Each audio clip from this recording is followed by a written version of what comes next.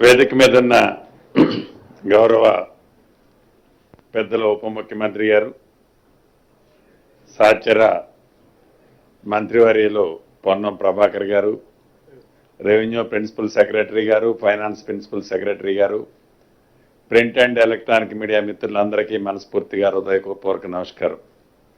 ఈరోజు గౌరవ ముఖ్యమంత్రి గారి అధ్యక్షతన కేబినెట్ సుదీర్ఘంగా అనేక అంశాల మీద చర్చించిన సంగతి ఇంతకుముందే ఉప ముఖ్యమంత్రి గారు చెప్పారు.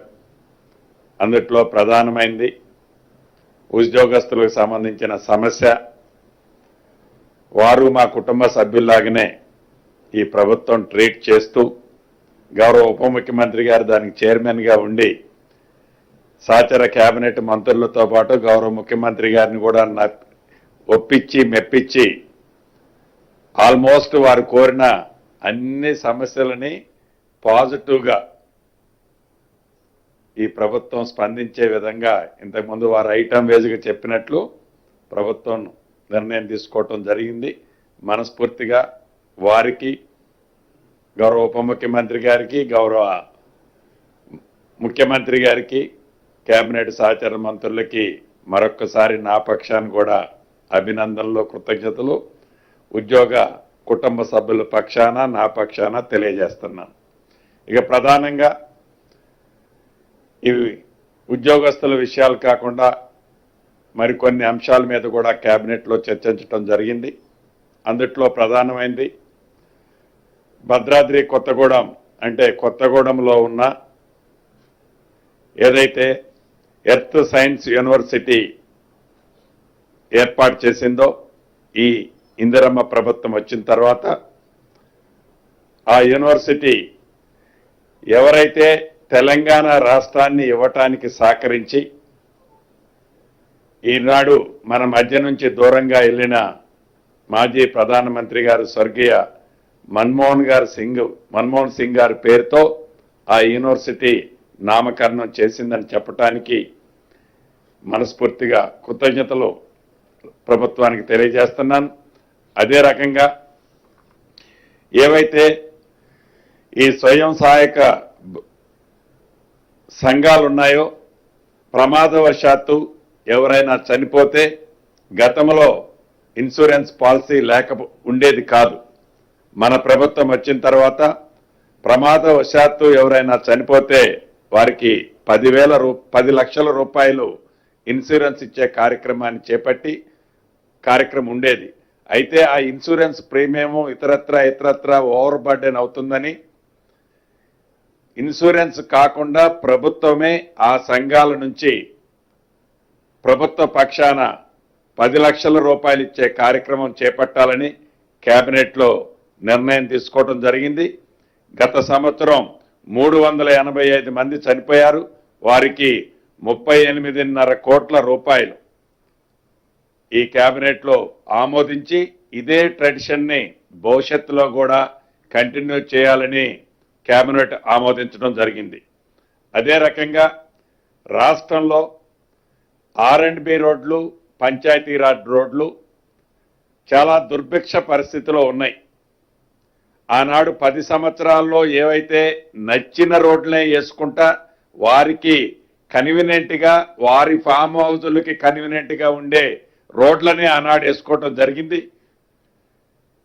అలా కాకుండా ప్రతి గ్రామానికి ఒక బీటీ రోడ్డు ఉండాలని, ప్రతి గ్రామం నుంచి మండల హెడ్ క్వార్టర్కి బీటీ రోడ్డు ఏర్పాటు చేస్తూ ప్రతి మండలం నుంచి జిల్లా హెడ్ క్వార్టర్కి డబల్ రోడ్డు, ప్రతి మండలం జిల్లా నుంచి స్టేట్ హెడ్ క్వార్టర్కి 4 లైన్ రోడ్లు ఎక్కడైనా మిస్ అయి ఉన్నా, లింకులు మిస్ అయి ఉన్నా వాటన్నిటినీ ఏర్పాటు చేయాలని సుమారు R&Bలో 5,190 కిలోమీటర్లు, పంచాయతీరాజులో 7,947 కిలోమీటర్లు మొదటి విడత వీటిని యుద్ధ ప్రాతిపదిక మీద హ్యామ్ మోడ్లో చేపట్టాలని కూడా కేబినెట్ నిర్ణయించడం జరిగింది.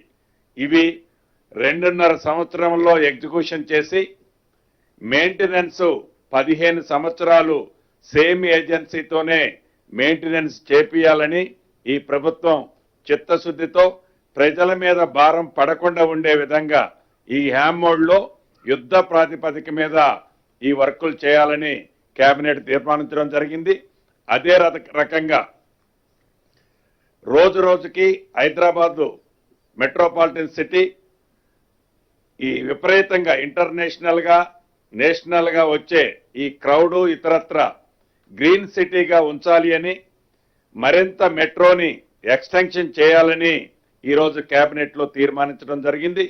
దీంట్లో భాగంగా కారిడార్ 1 శంషాబాద్ ఎయిర్పోర్ట్ నుండి ఫ్యూచర్ సిటీ వరకు 39.6 kilometres, corridor 2 Jubilee bus station నుండి మేడ్చల్ వరకు 24.5 kilometres, corridor 3 Jubilee bus station నుంచి షామీర్పేట వరకు 22 కిలోమీటర్లు రమారమి మొత్తము కలిసి సుమారుగా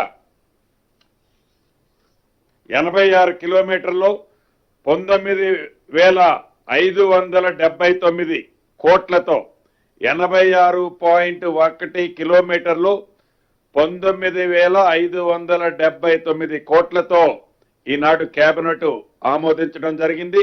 ఇది కేంద్ర రాష్ట్ర ప్రభుత్వ భాగస్వామ్యంతో ప్రపోజల్ కేంద్ర ప్రభుత్వానికి పంపించాలని కూడా కేబినెట్ లో నిర్ణయించడం జరిగింది. ఈ రాష్ట్రానికి సంబంధించిన కేంద్ర మంత్రులు అది గౌరవ్ కిషన్ రెడ్డి గారు కానివ్వండి, బండి సంజయ్ గారు కానివ్వండి, ఇది ఎక్కువగా ఈటల రాజేందర్ గారి ప్రాంతంలో కూడా వస్తుంది. వారిని కూడా పాలు పంచుకునే విధంగా తప్పకుండా కేంద్ర ప్రభుత్వాన్ని ఒప్పించే బాధ్యతలు వారు కూడా తీసుకోవాలని కూడా ఈ వేదిక ద్వారా రాష్ట్ర ప్రభుత్వ పక్షాన వారిని కూడా అడగటం జరుగుతుంది. అదే రకంగా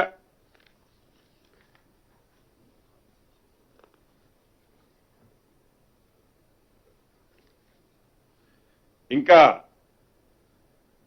ప్రధానమైన అంశాలు ఇందాక మేజర్ డిబేట్ ఉద్యోగస్తులకు సంబంధించిందే మాట్లాడటం జరిగింది.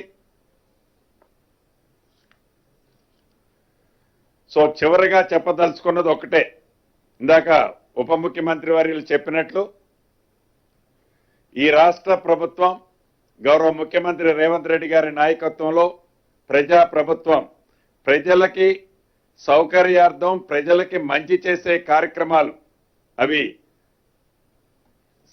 ఏది సన్నవడ్ల కార్యక్రమం ఇతరత్ర వాటికి కావాల్సిన నిధుల గురించి కూడా చర్చించుకొని గ్రీన్ ఛానల్లో వాటన్నిటిని కూడా పేమెంట్ చేసే కార్యక్రమాన్ని చెప్పడం జరిగిందని మీ అందరికీ తెలియజేస్తూ సెలవు తీసుకుంటున్నాను.